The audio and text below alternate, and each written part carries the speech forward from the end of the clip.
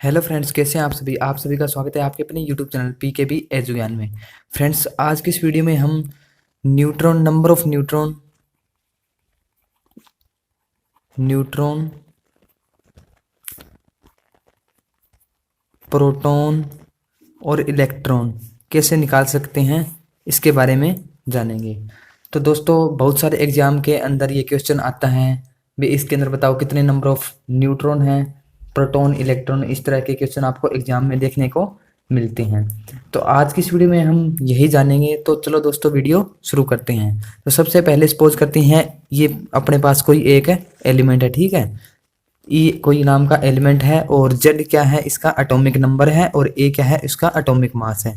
इस तरह से हम कोई भी एलिमेंट है इसकी रिप्रेजेंटेशन करते हैं। तो सबसे पहले बात करते हैं एटॉमिक नंबर। जो आपका एटॉमिक नंबर जो कि हम जेड से डिनोट कर रहे हैं, ये क्या होता है, number of neutron, number of electron या नंबर ऑफ प्रोटॉन। जो आपका एटॉमिक नंबर होता है वो किसके इक्वल होता है, या तो आपका नंबर ऑफ इलेक्ट्रॉन होगा या आपका नंबर ऑफ प्रोटॉन होगा। तो जैसा कि आपको पता होगा, जो अपना न्यूक्लियस होता है उसके अंदर क्या होता है, न्यूट्रॉन प्लस प्रोटॉन होता है, ठीक है गाइस। तो आपका जो न्यूक्लियस होता है उसके अंदर क्या है, न्यूट्रॉन प्लस प्रोटॉन होता है। तो आपको एक क्वेश्चन दे दिया जाएगा, तो उसके अंदर आपको निकालना होगा कि इसके अंदर बताओ नंबर ऑफ न्यूट्रॉन्स कितने हैं, ठीक है। तो जैसे कि आपको दे दिया, तो आपको जानने के लिए पहले क्या है, जो आपका मास नंबर होता है, ठीक है, जो हम ए से डिनोट कर रहे हैं, ए, ये क्या होता है, मास नंबर किसके इक्वल होता है, number of neutron plus number of proton, ठीक है। ये आपका क्या होता है, मास नंबर किसके इक्वल होता है, number of neutron plus number of. तो चलो दोस्तों, एक एग्जांपल करते हैं। जैसे कि आपको एक क्वेश्चन दिया गया है कि आपको दो कार्बन दिए गए हैं, सी और सी, ठीक है। यहाँ पे इसका एटॉमिक नंबर दिया गया है 6 और 6, इसका एटॉमिक मास है वो कितना दिया गया है, 13 और 12, ठीक है। तो अब हमें निकालना है कि इसके कितने वो क्या है, आपके नंबर ऑफ न्यूट्रॉन है, और ये दोनों है वो डिफरेंट किस तरह से है एक दूसरे से, ठीक है।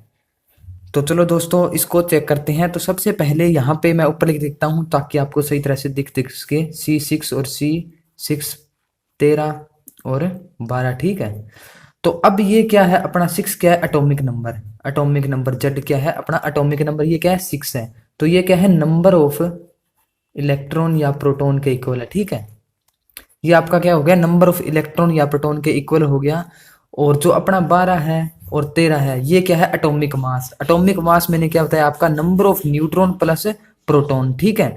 तो आपका मास नंबर कितना हो गया, 13, और इसमें क्या है, नंबर ऑफ न्यूट्रॉन अपने को निकालने हैं। तो इसको हम एन नोट से नोट कर लेते हैं, प्लस नंबर ऑफ प्रोटॉन कितना हो गया, 6, ठीक है। तो अब हमें नंबर ऑफ न्यूट्रॉन निकालना है, तो ये कितना हो गया, 13 माइनस 6, तो ये कितना हो गया, is equal to number of neutron.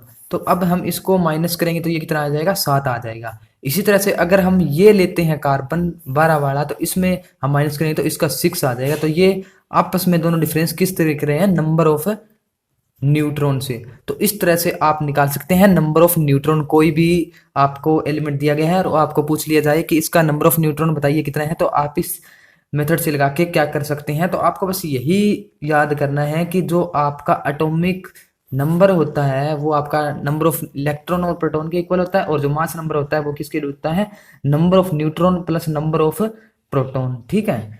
तो ये तो आपका हो गया मास नंबर। और न्यूक्लियस के अंदर मैंने आपको पहले बता दिया, न्यूट्रॉन और प्रोटॉन होता है। ये न्यूक्लियस हम और ये न्यूट्रॉन होता है, ये आपका न्यूट्रल होता है, और जो पॉजिटिव होता है ये प्रोटॉन होता है। तो न्यूक्लियस पे आपका कौन सा चार्ज होता है, ओवरऑल पॉजिटिव चार्ज होता है। ये भी क्वेश्चन आपको एग्जाम में देखने को मिलता है।